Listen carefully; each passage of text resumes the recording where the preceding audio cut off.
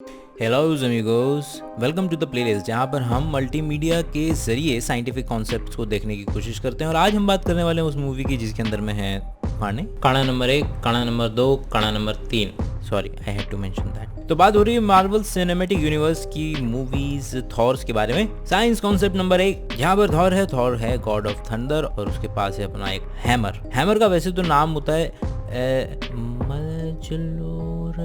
एक तो हिंदी के अंदर में जो को ह पढ़ने का रिवाज है नहीं। हमारे यहाँ जजमान को जजमान ही कहते हैं, हमान नहीं कहते हैं। इलाके में बिना शक्कर के मतलब शक्कर के बिना ही होता है। तो वर्जिन मुजीतो को ध्यान में रखते हुए हम इसे मजोलनीर ही बुलाएंगे। थॉर के हैमर को कोई और नहीं उठा सकता है। इसका एक्सप्लेनेशन दिया था एस्ट्रोफिजिसिस्ट नील डिग्रीस टाइसन ने। उनकी बात माने तो थॉर का अगर हैमर दुनिया के सबसे ज्यादा डेंस मटेरियल से बना है तो दुनिया का सबसे ज्यादा डेंस मटेरियल है न्यूट्रॉन स्टार मैटर। अगर हमारा मजोलनीर इसी मैटर का बना हुआ है तो इसका वजन होगा 12,000 ट्रिलियन पाउंड। न्यूट्रॉन स्टार की डेंसिटी होती है 100 मिलियन ग्राम पर क्यूबिक सेंटीमीटर। हाँ, तो उससे ये तो समझ में आ गया कि बाकी लोग थॉर का हैमर क्यों नहीं उठा पाते, लेकिन थॉर अपना हैमर किस तरीके से उठा पाता है वो तो पता नहीं जी।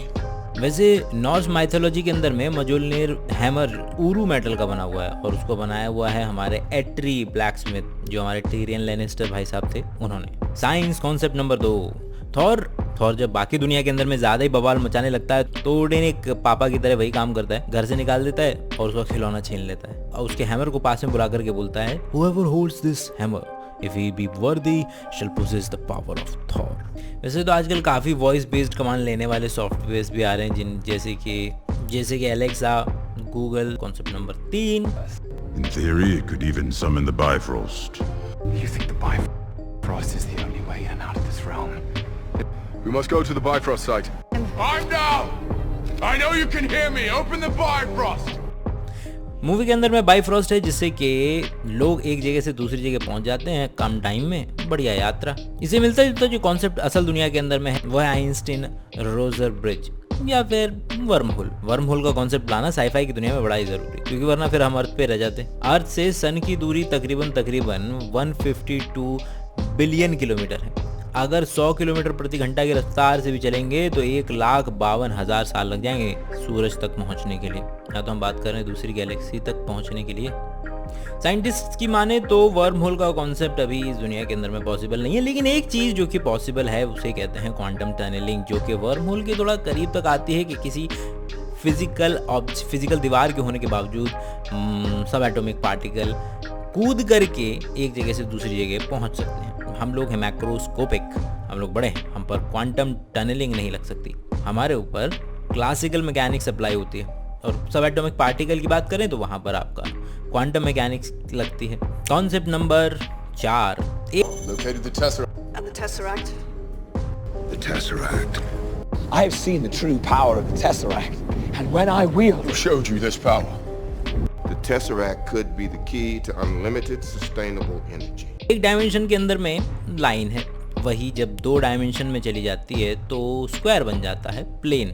इसी को z एक्सिस में बढ़ा दीजिए तो क्यूब बन जाएगा। और अब आता है, अब आप इसे एक और एक्सिस में बढ़ाएं तो बन जाएगा टेसरेक्ट। जो आपको दिख रहा है वो टेसरेक्ट नहीं है, वो टेसरेक्ट की परछाई है।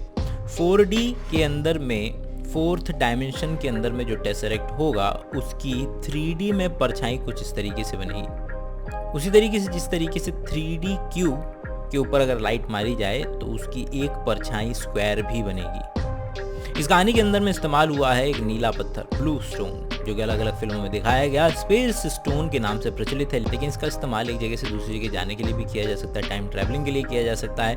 क्यों? क्योंकि स्पेस और टाइम दोनों अलग अलग चीज़ नहीं है, दोनों को मिला करके एक बहुत ही कॉम्प्लिकेटेड टर्म है, उसका नाम है स्पेस टाइम।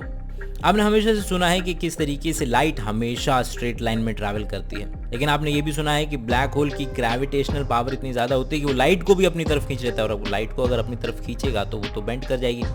असल में लाइट बेंड कर भी रही है, नहीं भी कर रही है, क्योंकि लाइट स्ट्रेट लाइन में ही ट्रैवल कर रही है, स्पेस टाइम में कर्व आ रहा है, और उस कर्व्ड स्पेस टाइम में लाइट जब सीधे भी चलेगी तो हमें नजर आएगा कि जैसे लाइट कर्व हो गई है। तो ये था अमीगोस मल्टीमीडिया के जरिए कुछ साइंटिफिक कॉन्सेप्ट को देखना। मूवीज़ और सीरीज़ भरी पड़ी हैं इस दुनिया के अंदर में। अगर आपको लगता है कि इस तरीके से आप साइंस के कॉन्सेप्ट्स को ज़्यादा अच्छे तरीके से सीख सकते हैं तो I will make more videos on that, but उसके लिए you have to tell me did it make sense और नॉट। अगली बार तक के लिए पीस।